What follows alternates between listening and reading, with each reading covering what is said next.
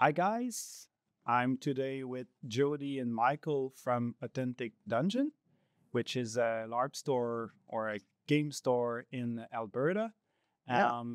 Will you tell me a bit what's the goal of Authentic Dungeon? What's your specific market? What do you sell there?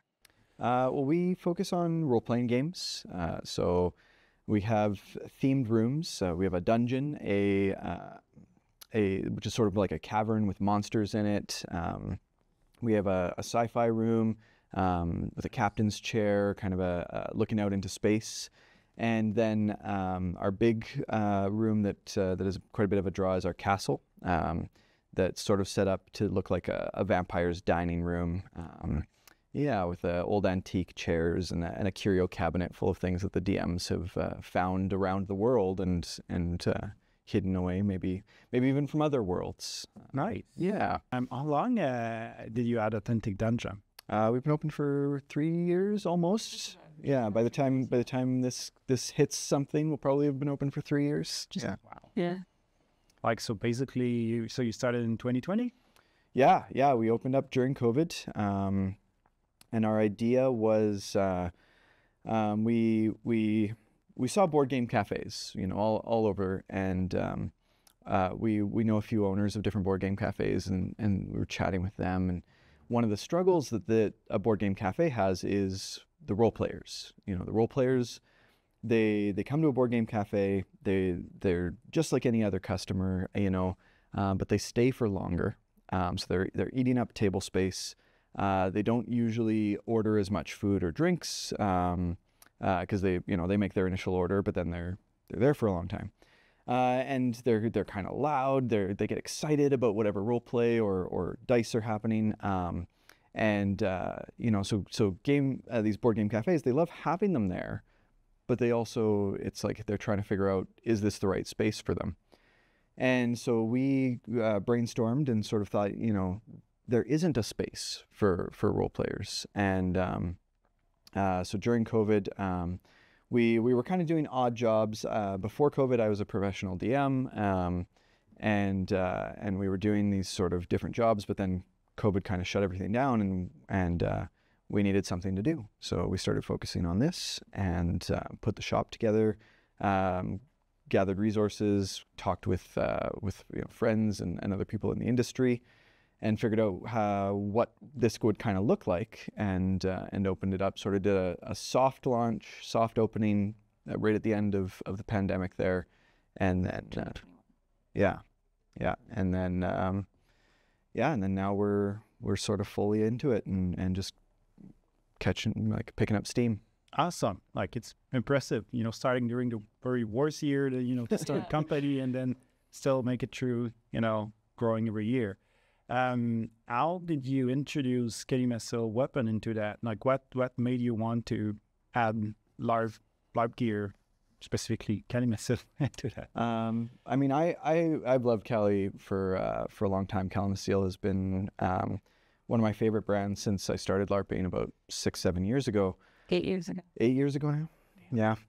But I think Jody has sort of a story of why when we opened the store, we chose Calimacil specifically to really focus on, and it actually has a story to do with the sword you showed us earlier, the red dragon sword, and a video that Jody saw about it. It's the ice cube story. Oh, the ice, with your sword that was left out in the snow all winter in the ice cube. Yeah. And it's actually not a trick or anything, and it was my personal sword that the kids forgot outside all winter. It was during COVID. It was in 2020, and then I went in the spring, when stuff starting to melt, and then damn, my sword is there. And when I pick it up, the whole block of ice come with it. I was like, oh, is it damaged? So I did a few content with it, and after that, removed the ice cube, and it's still perfect. The paint still look like brand new. The foam is not deteriorating, and that's a sword that I've had for 8 years. So as long as I've been LARPing. Yeah. And I actually never LARPed with it. since it's a unique weapon. It was my gift for my birthday a few years ago. So it's a sentimental value. So it's just there on the wall, or sometimes playing with the kids outside, and then sadly it got left out outside. Yeah. It's a Cali, so it's perfect. That's cool. It's how you. We tell that story at the shop all the time. Yeah. So it was a neat thing for us, because those videos, and like obviously, like I said, we knew Cali's quality from our personal experience, but then that video, those videos really sort of went, this is the thing we want to sell in our shop. This is what we want, the quality we want people to get. And so then seeing that sword, you showing us that sword in person and getting to see like, oh, it's really still 100%. That's not a trick. That was awesome. Yeah. What the LARP community looks like in Alberta? The LARP community in Alberta is sort of spread out right now. There's a lot of small games running. A lot of people that are looking for games. So that's one of the things that we're sort of trying to do, is give people a place that they can sort of gather and talk to other people from different systems, from different games, without sort of a judgment on like what rule system is better, or what you're doing, and have just a safe place to play and discuss. And we're hoping to kind of combine ideas and gather people together and start something kind of new and fresh as well. Nice. Yes. That's good to know. We run a few like smaller blockbuster games in the shop sometimes. The first year we were open, we did a alien themed. We turned the entire store into a space base on a planet, and the players had to escape the base and escape the alien. And meanwhile, Jody was dressed up in this giant alien xenomorph costume, and she's stalking around the shops at the space station. The stairs with that costume was not fun. Yeah, and the players had in our sound system around the store. It was Jody's voice playing over the sound system, like, you have 5 hours until total space station shutdown, or whatever, right? Yeah, it was pretty cool. All the station was was going dark for the winter, and all the scientists and everything. So all the like life support and everything was going to turn off, so they had to escape before that happened. Before they froze. Yeah. On the ice planet. Yeah. That's what I love the most about LARP. It's not like it's LARPs. There's not like, oh, this is not LARPs. No, it's LARPs. There's so many ways to experience LARP: inside, outside, medieval, futuristic. There's LARP player one, and a really great way to meet some good folks. Yeah.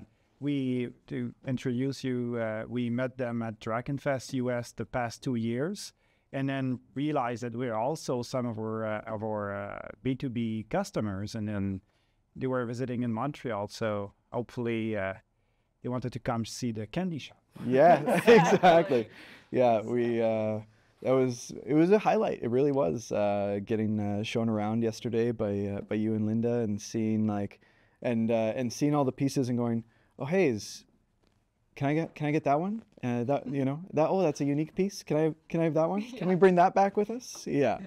Yeah, I think you're a good fan also of the treasure and rare items page. Yeah, just a little. Yeah, I think a few people might recognize our names off there. We love the treasures. That's one of the really nice way to showcase the talent of our artists. Is what's hard at Cali is, we need to do repetitive designs, and just for production's sakes, we have one product on the website. We don't want to change the picture every day. But then being able to let the artists, go wild and what they want to do, that's really cool. So it's really showcase what can be done. We need to limit ourselves for sakes of production, but then at least once a week we try to get an awesome weapon out. There's a few more coming up. Always a few more coming up. So yeah, yeah. I think my favorite one that we got off there was the Galaxy. I think we were told yesterday, because it didn't have a name. It didn't have a name when it was posted, I think we were told yesterday it was the sword in the heavens or something like that. And it was an old Galaxy Gladius short sword. Oh yeah, I remember that one. Yeah, that's my favorite that we've got. The treasures. I think all of them, like, they look amazing in the pictures, and then you see them in person, and they're even better. So much better. Yeah. Nice. Yeah, I'm glad to hear it. What's your first, I'm guess individually, both of you, what's your first experience, personal experience with the Cali weapon? I have to think about it. Yeah, I'm like, my ex had one of the double-ended stabs. The Kira. Old ones. Yeah, that one. Yeah. So that was my first experience was using that one. It's like, yeah. So it was so big for me that I was just like, yes, weapon. Yeah, those are so impressive. We're trying to bring back some weapon like that, by the way. And you should see not exactly the Kira, but something similar in the near future, hopefully. My first experience with a Cali is probably just being on the receiving end of a lot of Calis. And when I first started LARPing, sort of seeing, because I didn't know what, like, I showed up with my toy foam sword, and I had a bunch of Nerf gear, and I was like, I don't know what I'm getting into. Proper wooden shield. I had an actual, like, wooden kite shield. I was ready, but and this was to, like, a total foam boffer LARP, it was, but so receiving it and then sort of getting to know very quickly, like I have a background in martial arts and armed martial arts and things like that. So very quickly I noticed the differences of what I'm getting hit with, right? And just without a doubt, it was like Cali stood out, right? And so when I was looking to sort of upgrade my own gear and looking into, I did a lot of research into durability, right? And what's going to look good and last me,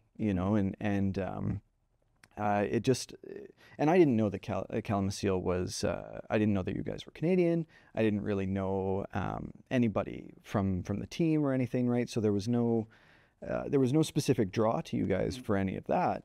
It was just solely, I wanted to mix quality, visual appearance, and price.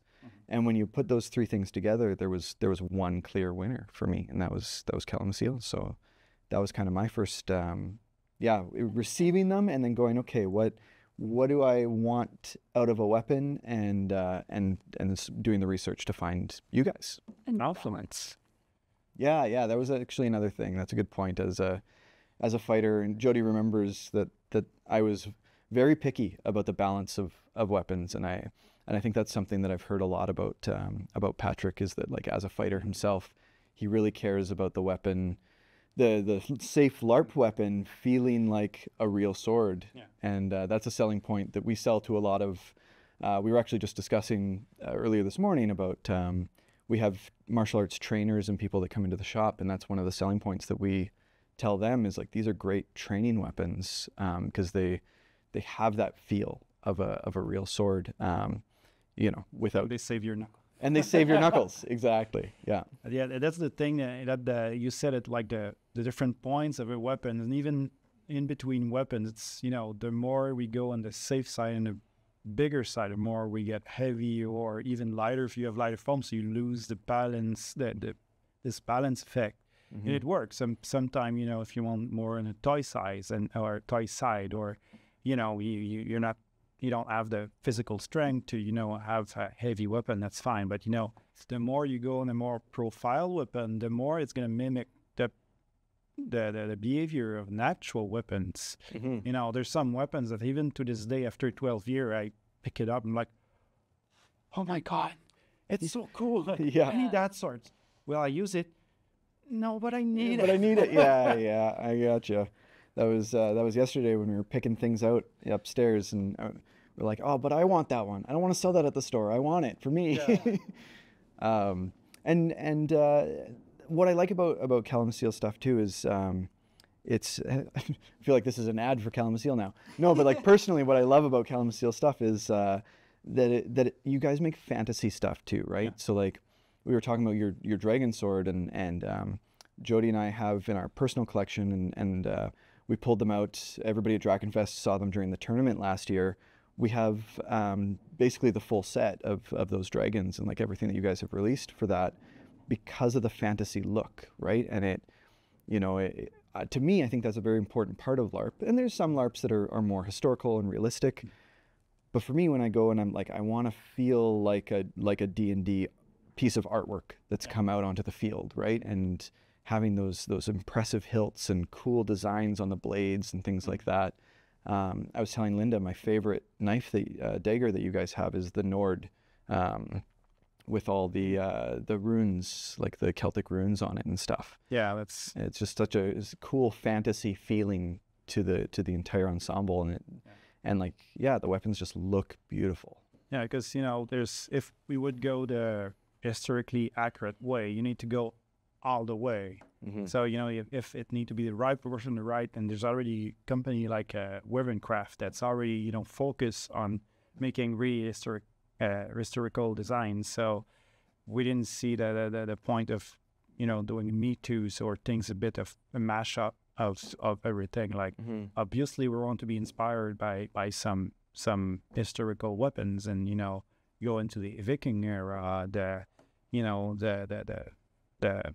fencing, the musketeer era, and, you know, pirates mix in between.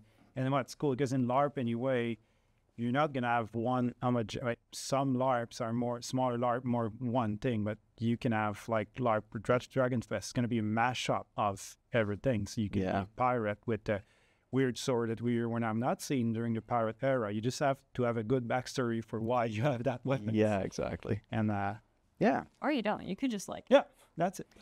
Yeah, you just like it. Yeah, so you use it. Aesthetically pleasing somewhere. Exactly. Yeah, and I love it's you say the Viking era, and it just reminds me, because it's some of the LARPs, like you said, it's so great seeing these mashups of, and it reminds me of I forget the name of the movie all of a sudden, but the scene where the kung fu guy shows up and a girl rides up on a raptor and he says, "What year is this?" It's the Viking Age. He's like, makes sense. Yeah, there's you don't expect that. You expect something makes sense, don't you?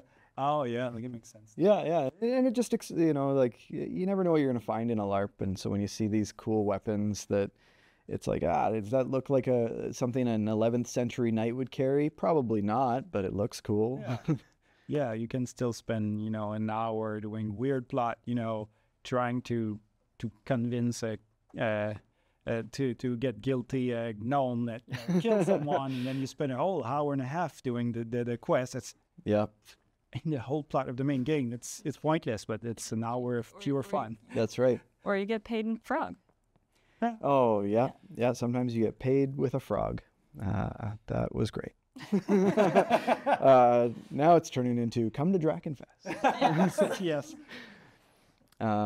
Yeah, no, we were really pleased to meet you guys there. It was sort of a finally moment for me, where when the Fighters Guild got set up right beside the sort of sword vendor area, and I was a little intimidated. I was, and you know, you were telling me earlier about setting up your like communal fire pit area, and I remember being there last year, and I didn't tell you this when you were telling me that story, but last year you set up that communal fire pit area, and it was so close to the Fighters Guild, and now I assume that you put it close to us so that we could also like enjoy it with you. But I was like, oh no, that the Cali guy set up his fire pit so close to us. That means I have to stay further away in my own guild area. Because it was. Yeah, well, and actually, well, like you said, it's starting to turn into Drachenfest. It comes to Drachenfest, so let's go with it. But like, it's actually a request that both me and Sebastian from Nemesis asked to be close to you guys. You know what? You to be beside us, because it makes sense. It does, yeah. We sell weapons. You showcase the weapons, and we both brought a bunch of trial weapons that we wanted to let you guys for the for the whole event. And, you know, finding arena just beside a route, you know, it's quite convenient. It made total sense, and we did. People would they'd come and they'd pick up a weapon from you guys, and then come 15 feet over to the Fighters Guild and get to try out that weapon immediately in the arena, which is really cool. Yeah, so getting to meet you there at Drachenfest and like really hang out with you and spend time both in character and out of character was really cool. That's one of the things that I personally love about Drachenfest, is that it's a mashup of people from a lot of different. We come from Alberta, we come from Quebec. Last year there was someone from Israel and Australia, everywhere. Germany, most state, Germany. So it's fun to finally be. It's the time of the year that we can all meet together. Yeah. And for us Canadians, it's cheaper than going to Germany. Yeah. I would love to go to Drachenfest Germany. But, right. Well, and that's like saying it all. It's all these people who come together. We met Yoav there from Israel, and then he invited a couple of us from Drachenfest to come to his game, right? And a couple of us did, and we went and played in Israel and met the community there, and it's just this expansive community, and it goes right back to what you were talking about earlier of like LARP can be all these different things. So going to Israel and seeing how they LARP and bringing a little bit of my theatrical fighting style to them was really cool, and getting to share and learn from them as well is just so awesome. And last year, like I work in film and TV, and so I don't get very starstruck really. But last year, one of the girls in the Mages Guild with Jody, Jody and her became friends, and then I started chatting with her a little bit, and I was looking up a game recommendation that she had given me, and on the game recommendation, her like full name and title was listed, and I went to Jody and I got all like jittery and like starstruck, because I was like, Jody, we were LARPing with like the interactive director of Disney. Like this person is a huge deal. Like this is one of the big wigs at Disney. And you meet those types of people, and like one of the people from the fighting tournament, we had that same experience where somebody came up to us afterwards, to the leaders of the Fighters Guild, and said, do you know who that guy is? Do you know who I got to fight? I can't believe I got to fight this guy. And we were like, we don't know, like who? And apparently he's like this big time pro wrestler, multiple belt winning champion, who he just came and joined. He's at Drachenfest as a player, joined the fighter tournament, and people got to play with him, right? It's awesome. It's a good safe space for everyone. No matter where you come from, what's your origin, exactly. For a space of a week, you're somebody else. You have fun for a full week, and we're talking about theatrical fighting. It's one of the really nice aspects that I love about Drachenfest. Being, I'm not that much of a competitive guy, so I prefer losing in style than winning just for the sakes of winning. So if a hit was really nice and should have killed me, it killed me. How many points? I'm dead. That's fine. Go gets healed. Way more fun. Yeah. Yeah. The story is cool because you died. And then seeing people like, oh, are you okay? No, it's fine. Yeah, role playing. Go get me someone who can do first aid.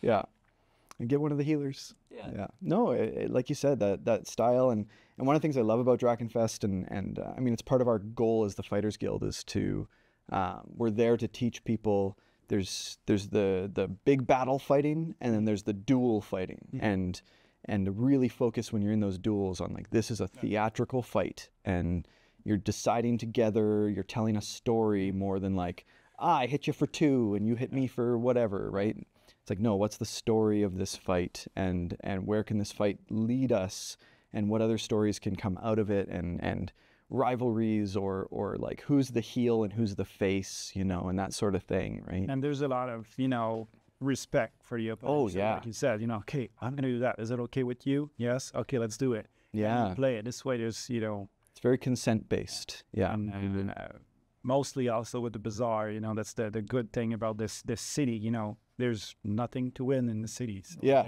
There's might be teeth to catch and, a few other stuff, and you say that it's having fun. Yeah. And the Fighters Guild at Drachenfest, when we go do in-game training, it's in real life training at the same time. So Yeah. I actually learn stuff. I actually learn, a lot of theatrical fight from that. Like Yeah. technique, even real, arrest. Real arrest techniques. Because Yeah. I'm from the Brass Brigades. I'm from the guard of the city. So Yeah, so we had someone who's there from real life, works with SWAT, come in and teach you guys real life arrest techniques, and he's one of our leads at the Brass Brigade, and I'm there teaching at the Fighters Guild. Sorry, yeah, and I'm there teaching like real stage combat, real stunt work, that people can take away and make any of their fights look better, right? So. And that's what I think is cool about Drachenfest, and like you can talk more about the mages. We're focusing on sword stuff. Yeah. But like with the Mages Guild, all the guilds do that, right? They're teaching real techniques that you then bring into your role play. Yeah. Yeah. I think for you taught how to make quills and like first year I did, we cured and cut feathers into quills. I know there's at least one course on tarot and that kind of thing. Yeah. Yeah, so it's not just fighting, and that's what you said about like being in the bazaar, right? Is there's no game to win, there's no tournament to win when you're part of the bazaar. You're winning is all of these stories that we've been telling. Exactly. Making stories, that's the goal. Yeah. Make sure that people have fun, enjoy themselves being there. Right. Yeah. Entertaining, like, and having this big bazaar city. It's a mix of guild, enterprise, real business that sells stuff, but all mixed together. It's really, it's really not just the salespeople are on one side, the in-game people is on the other side. No, it's all all mixed together. The shop, we role playing the people, and that's one of the awesome stuff. If you're in character buying things, like actual things with actual money. Yeah, because. For LARP that's last a week, sometimes you realize you have, your character needs some things. Yeah. You need to go get it. I need a bracelet. Yeah. Whatever. The plots ask me to, I need that for some plot, and then you go get it. And, you try to have a good offer. The Alchemist Guild did paper making. And so for what I do scroll making. I send all my students to the Alchemist Guild to buy paper that they made earlier that day to write their spells on. Yeah, and like you don't need money to trade and do that sort of things, right? Like the Fighters Guild last year, we got hired. We were only ever paid with coin once. The rest of the week, we got paid in mead. First guy that wanted to hire us, he didn't have any money, and he was like, I know somebody else is going to give you more money, but we really need the Fighters Guild to come help us defend our gate. And we were like, what do you got? And he said, I have 2 bottles of homemade mead. And we were like, sure, we'll protect your gate for some mead. So I think that's a really great way to finish the interview, vibing with you guys about Drachenfest. So for those that don't know Drachenfest US, it's going to be in June, so have a look. It's in Pennsylvania. A lot of fun. Again, thank you guys to come visit us. It was a blast. And thank you. We'll see each other in June. Yeah. We started the interview to talk about our shop, and then just hanged out vibing about LARP, and that's I love it. That's what we do at our shop. Exactly. That's what LARP is. That's what LARP is. Yeah. Meet great people. Yeah. Well, thanks, Sam. Thanks for having us. Yeah. Thank you for watching us. Talk to you later.